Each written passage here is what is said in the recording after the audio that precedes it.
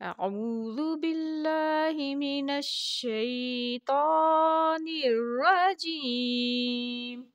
بسم الله الرحمن الرحيم. رب اشرح لي صدري ويسر لي أمري واحلل عقدة من لساني يفقه قولي. رب زدني علما. كلا سيعلمون ثم كلا سيعلمون ألم نجعل الأرض مهادا والجبال أوتادا. کلا ہرگز نہیں، سیعلمون جلد ہی وہ جان لیں گے، ثم پھر، کلا ہرگز نہیں، سیعلمون جلد ہی وہ جان لیں گے، علم کیا نہیں، نجعل بنایا ہم نے، الارض زمین کو، مہادا فرش، والجبالا اور پہاڑوں کو، اوتادا میخیں۔ مشکل الفاظ کے معنی دیکھتے ہیں۔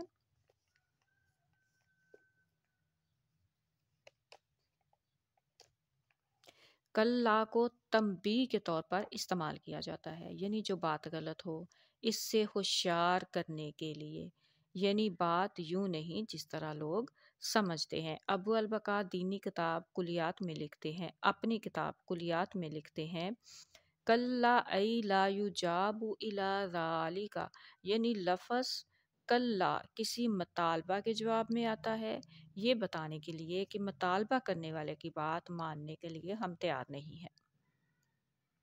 مطلب جب کوئی ہمیں کسی کام کے کرنے کے لیے کہے اور ہم سمجھیں کہ یہ کام ایسا نہیں کہ کیا جا سکے تو ہم کہیں گے کلا۔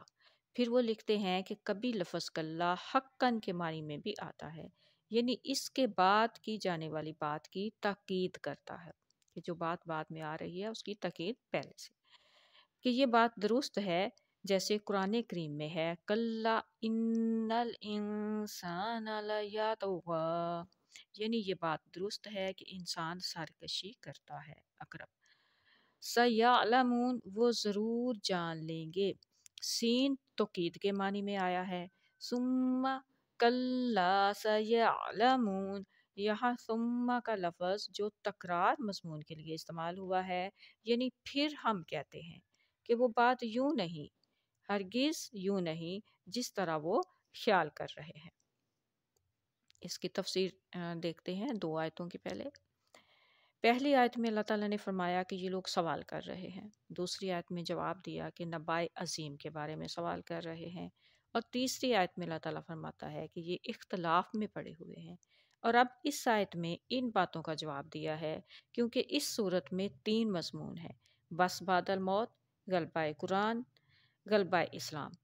تو اب ہم پہلا جو بس بعد الموت ہے اس کو دیکھتے ہیں کہ یہ لوگ قیامت کے بارے میں سوال کر رہے تھے، تو اللہ تعالیٰ فرماتے ہیں کہ بات یوں نہیں ہے جس طرح یہ لوگ سمجھ رہے ہیں، بلکہ ان قریب یہ لوگ جان لیں گے کہ وہ غلط ہیں، اور ان پر واضح ہو جائے گا کہ وہ کیسی کھلی غلطی میں مبتلا ہے۔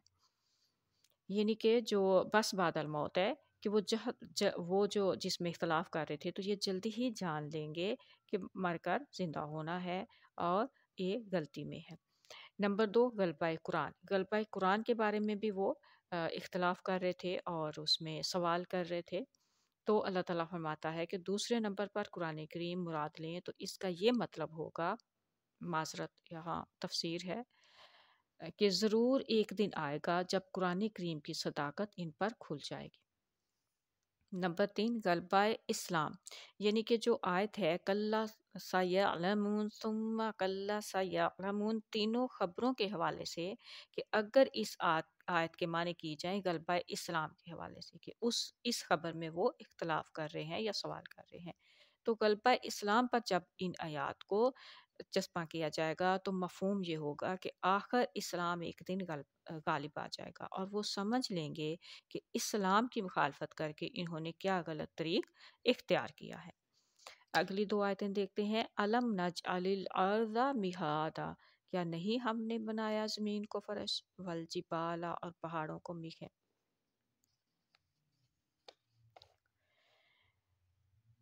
اس کے مشکل الفاظ دیکھتے ہیں۔ المہاد الفراش والارض، اکرم نے اس کے معنی کیے ہیں الفراش والارض، یعنی مہاد کا لفظ فراش کے معنوں میں بھی استعمال ہوتا ہے اور زمین کے معنوں میں بھی استعمال ہوتا ہے۔ زمین کو مہاد کہنے کا یہی مفہوم ہے کہ اس میں فراش والی خوبیاں پائی جاتی ہیں۔ اس کی تفسیر دیکھتے ہیں۔ علم نجعل الارض مہادا، اس کے معنی کہ کیا ہم نے زمین کو ایسا نہیں بنایا جیسے فراش ہوا کرتا ہے۔ فراش انسان کے کس کام آتا ہے؟ دیکھتے ہیں۔ فراش پر انسان لیٹتا ہے، سوتا ہے، آرام کرتا ہے اور اسے راحت حاصل ہوتی ہے۔ فرمایا ہم نے زمین کو تمہارے لیے ایسا ہی بنایا ہے کہ تم اس میں ہر قسم کے آرام پاتے ہو، ہر قسم کی سہولتیں حاصل کرتے ہو اور تمہاری راحت کے تمام سامان اس میں موجود ہیں۔ اللہ تعالیٰ فرماتا ہے تم زمین کی اس حالت پر غور کرو اور سوچو کہ کیا واقعی ہم نے زمین کو تمہارے لیے ایسا بنایا ہے یا نہیں۔ آیت نمبر 8 کا مشکل الفاظ دیکھتے ہیں۔ والجبال اوتادا، واتادن کی جمع اوتادن جو ہے وہ واتادن کی جمع ہے، اور اوتادن واتادن کے معنی اس چیز کے ہوتے ہیں۔ اوتادن یعنی واتادن کے معنی اس چیز کے ہوتے ہیں جسے زمین یا مکان کی دیوار میں گاڑا جائے۔ گویا یہ لفظ کیل کے معنوں میں استعمال ہوتا ہے اور لغت میں پہاڑوں کو اوتاد الارض کہتے ہیں۔ جب اوتاد الارض کہا جائے تو اس سے مراد ہوں گے اس سے مراد پہاڑ ہوں گے۔ اوتاد الارض اس کا مطلب زمین کے اوتاد، یعنی کہ اوتاد کا مطلب ہم نے کیا دیکھا؟ میخ، کیل کی طرح، یعنی کہ ابری ہوئی چیز۔ تو معذرت، اوتاد کا مطلب ابری ہوئی چیز، کیل، تو اس کو میخیں جس کو کہا جاتا ہے۔ اوتاد الارض کہیں گے تو زمین کے ابرے ہوئے کیل یا میخیں، تو وہ کیا ہوں گے؟ اس سے مراد پہاڑ ہوں گے۔ جب اوتاد البلاد کہا جائے گا تو مختلف ممالک کے رؤسا مراد ہوں گے، یعنی کہ انتظام کرنے والے لوگ جو بڑے بڑے سردار ٹائپ لوگ ہوتے ہیں، یا آج کل منتظم جیسے وزیر اعلیٰ، وزیر اعظم، یا پھر وہ جو ٹیکنوکریٹس وغیرہ۔ اور جب اوتاد الفم کہا جائے یعنی منہ کے اوتاد تو مراد دانت ہوں گے۔ جس طرح روسا سے ملکی نظام قائم ہوتا ہے، اسی طرح دانتوں سے انسان کھانا کھاتا ہے اور دانتوں سے ہی چہرے کا حسن قائم ہوتا ہے، کیونکہ پہاڑوں سے زمین میں حسن پیدا ہوتا ہے اور اس کی مضبوطی اور پختگی کا بھی باعث بنتے ہیں۔ اسی لیے پہاڑوں کو اوتاد الارض کہا جاتا ہے۔ کیل کی بھی یہی غرض ہوتی ہے کہ وہ ایک طرف مضبوطی کا باعث ہوتا ہے اور دوسری طرف بعض چیزوں کے لیے سہارے کا موجب ہوتا ہے۔ مثلاً کیل کو دیوار میں لگانے کی غرض کسی چیز کو وہاں لٹکانا ہوتا ہے۔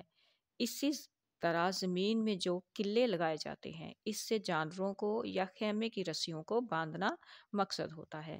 گویا واتادن کا لفظ کسی چیز کو محفوظ کرنے یا سہارا دینے کے معنوں میں استعمال ہوتا ہے۔ یہ پس جب خدا تعالیٰ نے کہا کہ ہم نے جبال کو اوتادن بنایا ہے، تو اس کے معنی ہوں گے کہ ہم نے پہاڑوں یعنی جبال کو ایسا بنایا ہے کہ وہ سہارے کا بھی موجب ہیں، اور جبال زمین کی حرکت مضرہ کو بھی روکنے کا موجب ہیں۔ اور در حقیقت یہی دونوں چیزیں جبال کی اغراض میں شامل ہیں، یعنی کہ اس جبال جو ہے اس کی یہ دو چیزیں اس کی غرض ہے۔ اس آیت نمبر 8 کی تفصیل دیکھتے ہیں۔ تفسیر دیکھتے ہیں۔ والجبال اوتادا، جبال کے فائدے کیا ہیں؟ پہاڑوں کے فائدے۔ نمبر 1، زلزال، یعنی زلزلے آنا بند ہوئے۔ علم سائنس کے مطابق ہماری زمین اندر سے آگ کی طرح ہے۔ جب اس کا چھلکا یعنی کہ اس کے اوپر کی تہہ ابھی پتلی تھی تو یہ آگ لاوے کی صورت زمین سے نکلتی اور پھر وہ لاوا ٹھنڈا ہو کر پہاڑ کی شکل اختیار کر لیتا۔ اسی طرح بڑے بڑے پہاڑ وجود میں آ گئے۔ اس طرح سے زمین کی جو تہہ تھی وہ موٹی ہوتی گئی اور زمین آبادی کے قابل ہوتی گئی۔ بس پہاڑ زمین کی حضرت حرکت مضرہ کو روکنے کا سبب بھی ہیں، جیسے گھوڑے کو قلعے سے باندھ دیا جاتا ہے اور وہ ادھر ادھر بھاگ نہیں سکتا، اسی طرح زمین مضبوط ہوگی اور زلزلے کم ہوتے چلے گئے۔ نمبر 2، پہاڑ، جبال سہارے کا موجب بھی ہیں۔ اسی طرح ہم کہہ سکتے ہیں کہ دنیا کے تمام ممالک پہاڑوں کے سہارے پر لٹکے ہوئے ہیں، مثلاً پہاڑوں پر برف پڑتی ہے اور لوگوں کے لیے بڑے بڑے فوائد کا موجب ہوتی ہے۔ جب برف پگھلتی ہے تو دریا جاری ہوتے ہیں اور ندی نالوں اور نہروں کے ذریعے پورے ملک کو سیراب کیا جاتا ہے، اور پہاڑی چشمے بھی لوگوں کی سیرابی کا موجب بنتے ہیں، اسی طرح ممالک کی معیشت کا بھی سہارا بنتے ہیں۔ وآخر الدعوانا ان الحمد للہ رب العالمین۔